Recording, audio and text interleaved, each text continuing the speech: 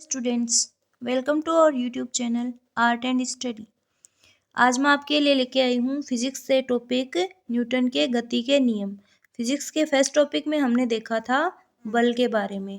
इस टॉपिक में हम देखेंगे गति की परिभाषा, गति के प्रकार तथा न्यूटन के गति के नियम और अन्य कुछ फैक्ट्स देखेंगे चाल, विस्थापन, वेग एवं गति के समीकरणों के बारे में। तो चलिए शुरू करते हैं आज का टॉपिक न्यूटन के गति के नियम। तो सबसे पहले हम देखेंगे गति की परिभाषा। तो गति की परिभाषा इस प्रकार से है, जब वस्तु की स्थिति किसी स्थिर वस्तु की तुलना में समय के साथ परिवर्तित होती है तो हम कह सकते हैं कि वस्तु किसी स्थिर वस्तु के सापेक्ष गति कर रहे हैं। और यहाँ पे हम सामान्यतः जो स्थिर वस्तु मानते हैं वो किसको मानते हैं, तो हम सामान्यतः पृथ्वी को स्थिर वस्तु के रूप में मानते हैं। तो कहा जाता है कि होने वाली गति किसके सापेक्ष हो रही है, पृथ्वी के सापेक्ष होती है। और सदिश राशि है। गति किस प्रकार की राशि है, गति एक सदिश राशि है।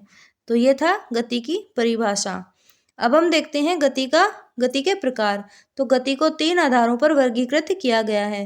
तो पहला है विमीय आधार पर, दूसरा है पथ के आधार पर और तीसरा है दोहराव के आधार पर। तो विमीय आधार पर गति कितने प्रकार की दिखाई गई है, तो विमीय आधार पर गति 3 प्रकार की होती है। एक विमीय गति, तो एक विमीय गति किसे कहते हैं, तो जब वस्तु सिर्फ एक ही दिशा में गति करती है तब वह गति एक विमीय गति कहलाती है। और द्विविमीय गति, दूसरी गति है द्विविमीय गति। तो जब वस्तु 2 दिशाओं में गति करती है तो वो गति द्विविमीय गति कहलाती है। और त्रिविमीय गति किसे कहते हैं, तो जब वस्तु 3D यानी कि 3 डायमेंशंस में मोशन करती है तब वो गति त्रिविमीय गति कहलाती है। तो ये था विमीय आधार पर गति के प्रकार। अब हम देखते हैं पथ के आधार पर गति कितने प्रकार की होती है। तो पथ के आधार पर गति को 4 भागों में बांटा गया है, जिसमें है स्थानांतरित गति। तो स्थानांतरित गति के अंतर्गत कौन कौन सी गतियां होती हैं, सरल रेखीय गति, वक्रीय गति, वृत्तीय गति, अनियमित गति। और तो ये थी स्थानांतरित गति के प्रकार। तो और अन्य गतियां हैं घूर्णन गति, दोलन गति तथा प्रक्षेप्य गति। तो आगे हम देखते हैं कि दोहराव के आधार पर गति को किस प्रकार से विभाजित किया गया है। तो दोहराव के आधार पर गति होती है सरल आवर्त गति और आवर्त गति। तो ये थे गति के प्रकार और गति की परिभाषा। तो सबसे पहले हम देखेंगे रेखीय गति के बारे में। तो जब कोई पिंड सरल रेखा में गति करता है तो ऐसी गति सरल रेखीय गति कहलाती है, जिसका एग्जाम्पल है सड़क पे चलती हुई कार। और ऊंचाई से जब कोई पत्थर गिरता है तो उसकी गति भी किस प्रकार की होती है, सरल रेखीय यानी कि रेखीय गति होती है। तो ये थी रेखीय गति के बारे में। आगे हम देखते हैं वृत्तीय गति के बारे में। तो वृत्तीय गति की परिभाषा किस प्रकार से होगी, जब कोई पिंड वृत्तीय मार्ग पर गति करता है तो ऐसी गति को वृत्तीय गति कहते हैं। और वृत्तीय गति के एग्जाम्पल कौन कौन से हैं, सूर्य के चारों ओर पृथ्वी की गति और पृथ्वी के चारों ओर चंद्रमा की गति, चंद्रमा जो कि पृथ्वी का ग्रह है। और कोलू चलाते हुए बैल की गति भी वृत्तीय गति का ही एग्जाम्पल है। और आगे हम अन्य गतियों के बारे में भी देखेंगे, जिनमें हम देखेंगे यादृच्छ गति, आवर्त गति, कंपन गति, दोलन गति आदि के बारे में। तो सबसे पहले हम देखेंगे यादृच्छ गति के बारे में। कौन सी गति के बारे में देखेंगे, यादृच्छ गति, जिसको क्या और किन नामों से जाना जाता है, इसको हम बोलते हैं अनियमित गति और अनिश्चित दिशा में होने वाली गति भी कहा जाता है। टेढ़ी मेढ़ी दिशा में होने की वजह से इसको टेढ़ी मेढ़ी गति भी कहा जाता है। तो यादृच्छ गति के एग्जाम्पल क्या होंगे, जो तितली या मक्खी की गति होती है, तितली या मक्खी की गति, ये किस प्रकार की गति का उदाहरण है, ये यादृच्छ गति के एग्जाम्पल। और अन्य जो एग्जाम्पल है वो है हॉकी या फुटबॉल के मैदान में खेलते हुए खिलाड़ियों की गति किस प्रकार की गति का उदाहरण है, यादृच्छ गति का उदाहरण है। नेक्स्ट हम देखेंगे आवर्त गति के बारे में। तो अब हम देखते हैं आवर्त गति की परिभाषा। जब निश्चित समय अंतराल पर वस्तु की गति में पुनरावृत्ति होती है तब यह गति आवर्त गति कहलाती है। जैसे कि सरल लोलक की गति। तो सरल लोलक की गति किस प्रकार का उदाहरण है, आवर्त गति का उदाहरण है। अन्य एग्जाम्पल है कमानी को खींचकर छोड़ देने पर जो गति होती है वो भी आवर्त गति का ही उदाहरण है। अब हम देखते हैं कि आवर्तकाल की परिभाषा कि आवर्तकाल किसे कहते हैं। ये फैक्ट जानना भी जरूरी है। यहाँ से भी क्वेश्चन पूछ लिया जाता है कि आवर्तकाल किसे कहते हैं। तो वह न्यूनतम समय अंतराल जिसके पश्चात गति की पुनरावृत्ति होती है। तो वह न्यूनतम समय जिसके पश्चात गति की पुनरावृत्ति होती है वो क्या कहलाता है, आवर्तकाल कहलाता है। तो ये थी आवर्त गति। अब हम देखते हैं दोलन गति की परिभाषा कि दोलन गति किसे कहते हैं। जब आवर्त गति करने वाला पिंड किसी संतुलित अवस्था में आगे पीछे गति करता है तो इसे दोलन गति या कंपन गति कहते हैं। तो जब दोलन गति तो कब होगी, जब आवर्ती का मान कम होगा। तो आवर्ती का मान जब कम होता है तब तो कौन सी गति होती है, दोलन गति होती है। और जब आवर्ती का मान अधिक हो तब वो गति कौन सी गति कहलाती है, कंपन गति कहलाती है। तो कंपन गति का एग्जाम्पल है जैसे कि संगीत वाद्य यंत्र होते हैं उनमें जो तार का कंपन होता है वो कंपन गति का एग्जाम्पल है। तो ये थी कंपन गति। तो स्टूडेंट्स अब तक हमने देखा गति की परिभाषा तथा गति के प्रकार। अब हम देखेंगे कुछ अन्य फैक्ट्स और परिभाषाएं जैसे कि गति, विस्थापन, चाल आदि की परिभाषाएं देखेंगे, जिसमें सबसे पहले हम देखेंगे चाल के बारे में। तो चाल क्या होती है, किसी वस्तु द्वारा इकाई समय में तय की गई दूरी को क्या कहते हैं, चाल कहते हैं। और चाल का फॉर्मूला क्या होता है, दूरी बटा समय, यानी कि d/t क्या होती है, चाल बराबर दूरी बटा समय, इसका फॉर्मूला होता है। और जो चाल का मात्रक क्या है, तो चाल का जो CGS मात्रक होता है वो तो सेंटीमीटर होता है, सेंटीमीटर पर सेकंड होता है। जबकि चाल का SI मात्रक होता है मीटर पर सेकंड। क्या होता है स्टूडेंट्स, मीटर पर सेकंड होता है। और चाल किस प्रकार की राशि है, तो चाल एक अदिश राशि है। अब हम देखते हैं चाल के प्रकार। तो पहली है समरूप चाल। तो पहली चाल का प्रकार है समरूप चाल। जब वस्तु समान समय अंतराल में समान दूरी तय करे तो यह चाल समरूप चाल कहलाती है। तो वस्तु जब समान समय में समान अंतराल दूरी तय करे तो यह समरूप चाल कहलाती है। दूसरी है परिवर्तित चाल। तो दूसरी परिवर्तित चाल की परिभाषा होगी, वस्तु समान समय अंतराल में असमान दूरी तय करे तो यह परिवर्ती चाल कहलाती है। तो ये हमने देखा समरूप चाल और परिवर्ती चाल की परिभाषा। आगे हम देखते हैं औसत चाल किसे कहते हैं। तो औसत चाल का फॉर्मूला होता है कि जो तय की गई दूरी बटा दूरी तय करने में जो लगा हुआ समय होता है उसका अनुपात क्या कहलाता है, औसत चाल।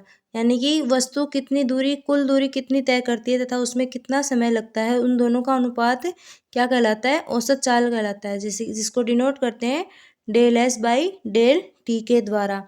तो ये हमने देखा चाल के प्रकार के बारे में और इसकी परिभाषा के बारे में। अब हम देखते हैं विस्थापन की परिभाषा। तो विस्थापन किसे कहते हैं, तो विस्थापन किसी गतिमान वस्तु की स्थिति में परिवर्तन को क्या कहते हैं, विस्थापन कहते हैं। अर्थात इसे हम ऐसे भी कह सकते हैं कि जब कोई वस्तु गति कर रही है तो उस वस्तु की स्थिति में परिवर्तन को ही विस्थापन कहते हैं।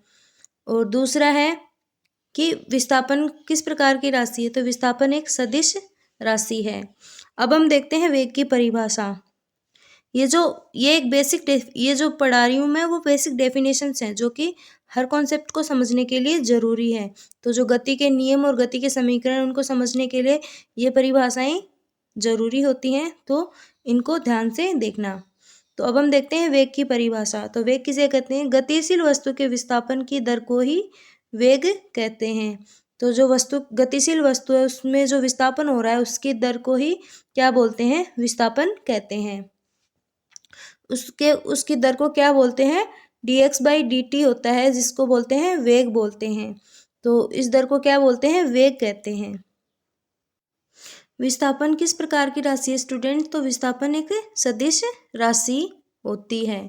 ये एक याद रखने का फैक्ट है, सदिश राशि। यहाँ से डायरेक्ट क्वेश्चन पूछे जाते हैं कि विस्थापन किस प्रकार की राशि है, सदिश है या अदिश है। तो विस्थापन एक सदिश राशि है। अब हम देखते हैं चाल और वेग में अंतर, कि चाल और वेग में क्या अंतर होता है। तो सबसे पहले हम देखते हैं चाल।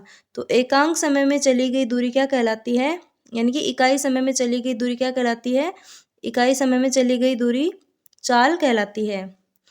और एकांक समय में निश्चित दिशा में विस्थापन को क्या कहते हैं? वेग कहते हैं। कि इकाई समय में किसी वस्तु की निश्चित दिशा में विस्थापन को क्या कहा जाता है? वेग कहा जाता है।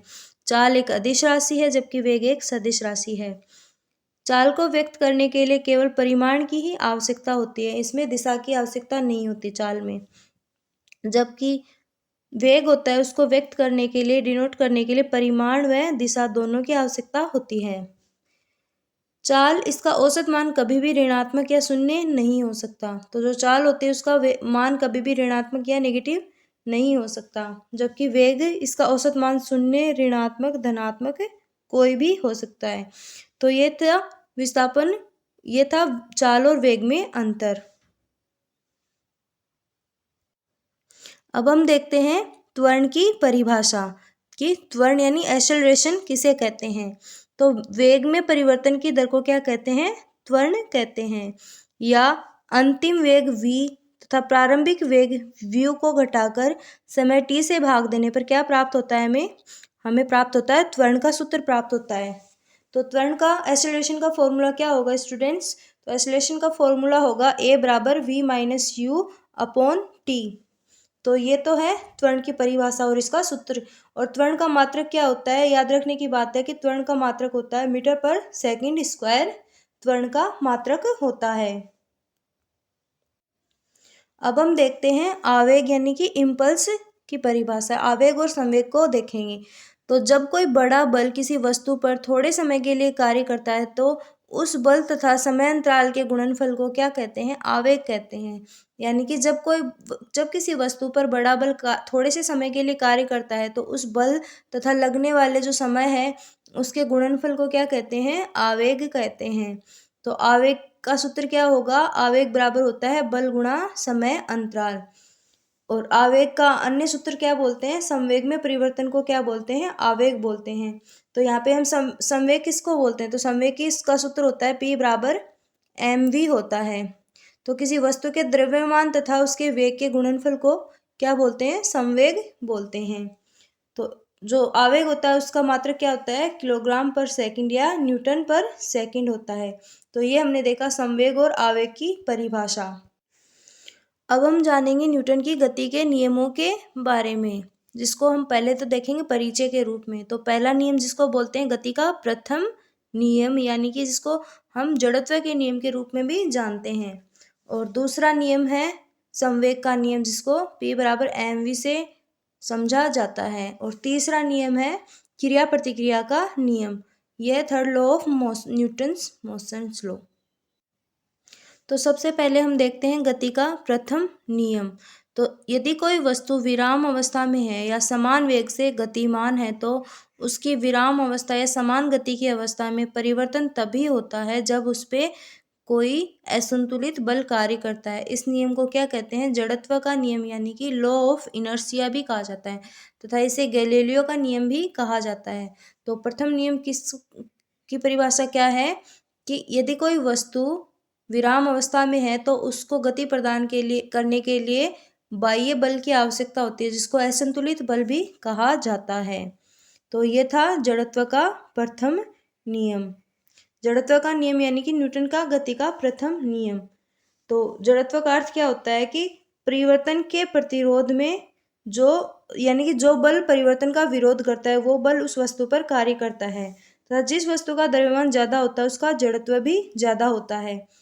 एग्जाम्पल के लिए, जो ठहरी हुई रेलगाड़ी जब अचानक चल पड़ती है तो उसमें बैठे हुए यात्री पीछे की ओर झुक जाते हैं। उसी प्रकार जब हम बस में यात्रा करते हैं तो जब बस अचानक चलती है तो हम उसमें पीछे की ओर धक्का सा महसूस करते हैं। तो ये जड़त्व के नियम का एग्जाम्पल है। दूसरा है कंबल को हाथ से पकड़कर डंडे से पीटने पर धूल के कण झड़कर नीचे गिर जाते हैं।